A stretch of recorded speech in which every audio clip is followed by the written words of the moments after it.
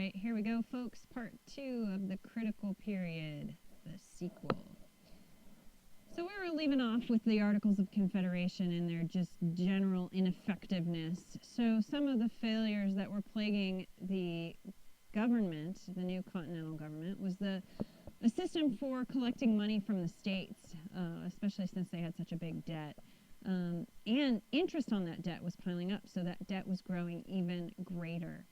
Lots of states quarreled over boundaries and created skirmishes within the United States that people were not able to deal with, and some states were placing tariffs on the goods from other states.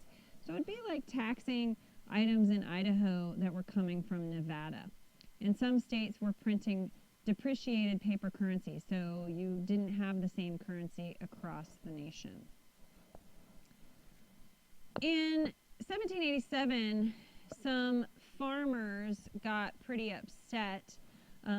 Basically, they were upset with the rapid inflation, and they demanded cheaper paper money.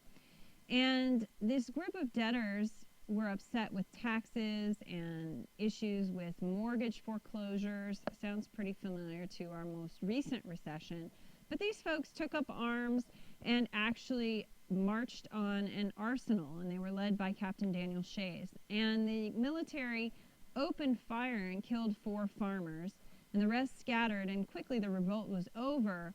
Shay was later arrested but pardoned. But the big significance of this was, one, that the United States had very little capability to deal with these sorts of crises. And the revolution had created a sense of mobocracy, that if you don't like what the government's doing, grab your implement of destruction and take up your arms against what you'll perceive to be your oppressor. And so many citizens started to cry out for a stronger government that could handle and maintain law and order in the country. So the delegates were called from the 50 states, or I'm sorry, not 50, there were only like 13, to amend the Articles of Confederation. But as we already talked about, you needed unanimous consent to amend those articles. And so they decided to scrap it all together and start over and have and hold a constitutional convention. Each state sent participants. The leaders were all appointed by local state legislatures who had been elected by the voters. 55 delegates convened in 1787 in the Philadelphia State House that there's a picture of over here, and this is the image of the interior of it. By the way, the government is shut down right now, and that is closed. You can't visit if you want to. Most of all, these were men of high prestige. Jefferson was in Paris. He was not there at the time. He called the group a convention of demigods. You had strong anti-nationalists, people who were fearful of a strong centralized government, men like Patrick Henry, Richard Lee, Sam Adams. They did not attend. Washington was elected the chairman and presided over the convention. Many men who were notable who were present were Benjamin Franklin, Alexander Hamilton, and James Madison. Gotta love the interruptions. So the sessions, they swore themselves to secrecy. In fact, they shut the windows and closed the blinds. It was a very hot summer and humid in Philadelphia. By all accounts, it was a pretty miserable time to be there because of the humidity. But they did not want to let the world know what was going on. One, because they were essentially quietly overthrowing the government, and they also didn't want a lot of public opinion influencing what was the decisions that they were going to make. They wanted to hold their debates in private. James Madison is pretty commonly known as the father of our U.S. Constitution because he is the primary author of the Constitution, and he brought with him these 3 main concepts that are still the founding principles of our government. And there he is, Mr. James Madison. The first being that a national government should be stronger than the states. Having a strong centralized government was necessary. That there should be a separation of powers, and that influences the structure of our government today. And that the benefit of an extended republic, the control of factions, mob rule, and that you would limit the impact of those factions through a system of checks and balances and separation of powers. And he speaks about that in his Federalist Papers. The term father is somewhat a misnomer because a lot of other people also heavily contributed to the document. It was a conversation. It was a compromise. In fact, it has been called a bundle of compromises. Men like Charles Pinckney, Robert Sherman, and James Wilson were all very influential and had their hand in the documentation of the Constitution. So the first issue they had to deal with was the issue of representation in Congress. And just given this week's stuff, is Congress the opposite of progress? Pay attention to the news. I know this is history class, but news is important. So you had two major debates.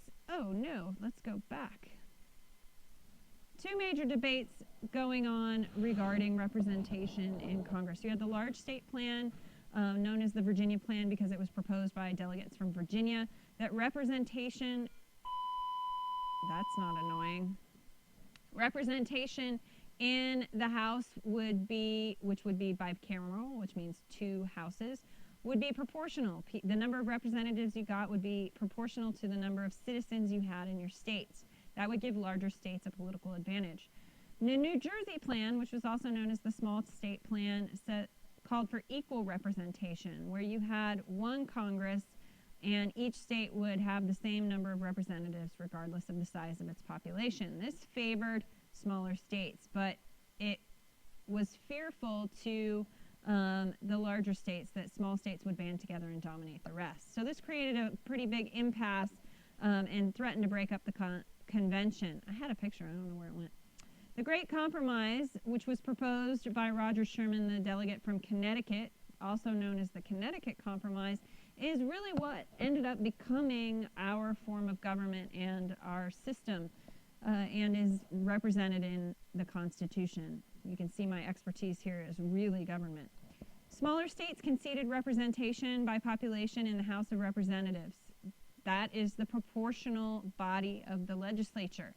The bigger your population is, the more representatives you get. In today's legislature, California has 52 representatives in the House. Idaho only has 2. In the Senate, that is where you had equal representation. Each state, no matter their size, gets the same number of senators, 2. The other concession that came out of this is all tax bills, all bills generating revenue, would begin in the House since it was a larger representative body.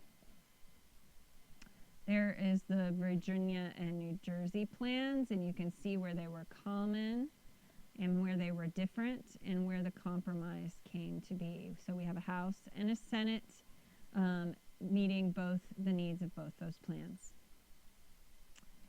They also created a strong independent executive branch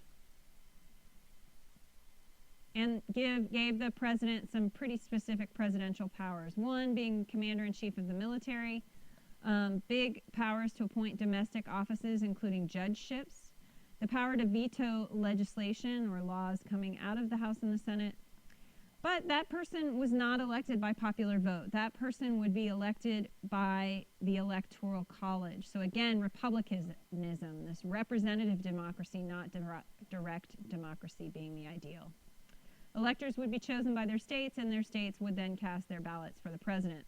And this excludes most people from voting for president.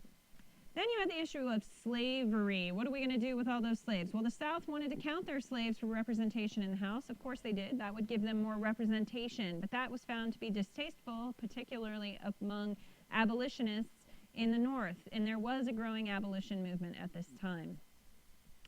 So what they came up with was the Three-Fifths Compromise, that slaves would count as 3/5 of a purpose for the purpose of the House.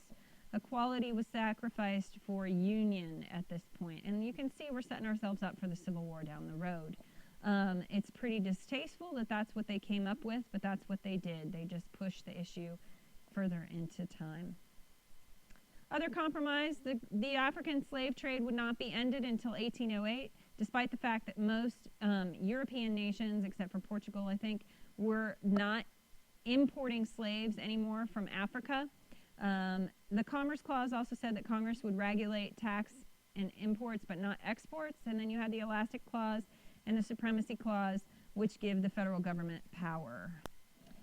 And with these compromises, the federal law supersedes the state. Now that's a conflict that continues to come up over time, as we will see when we get to the Civil War.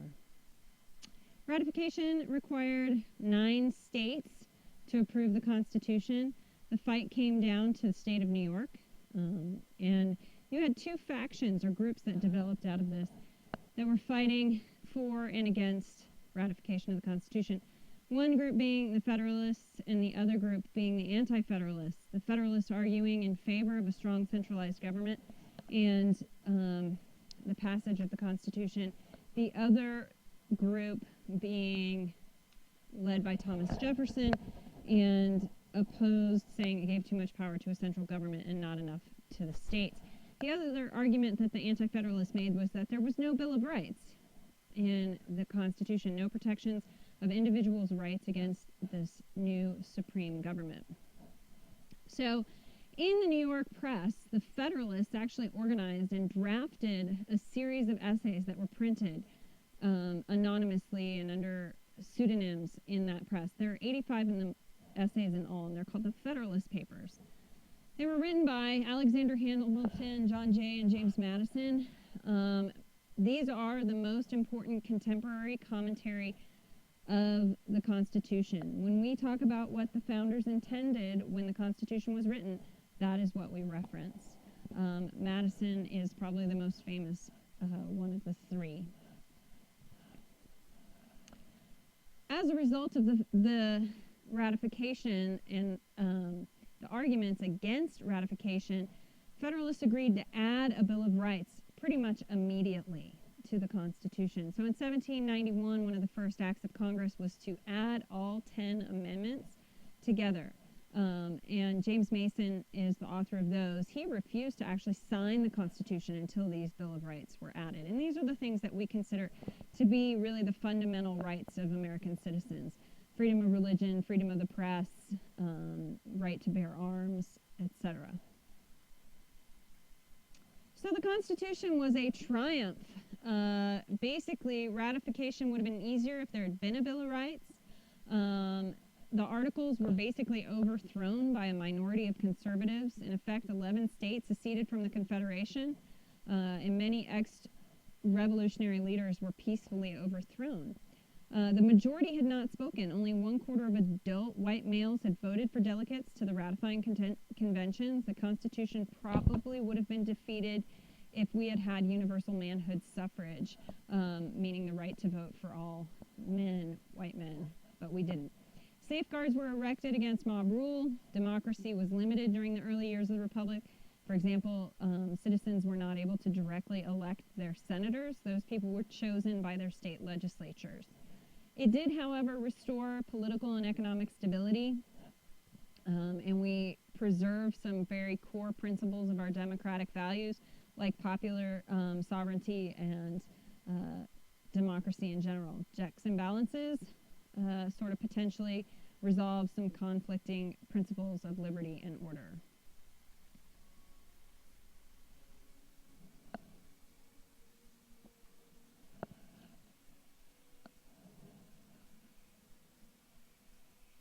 America.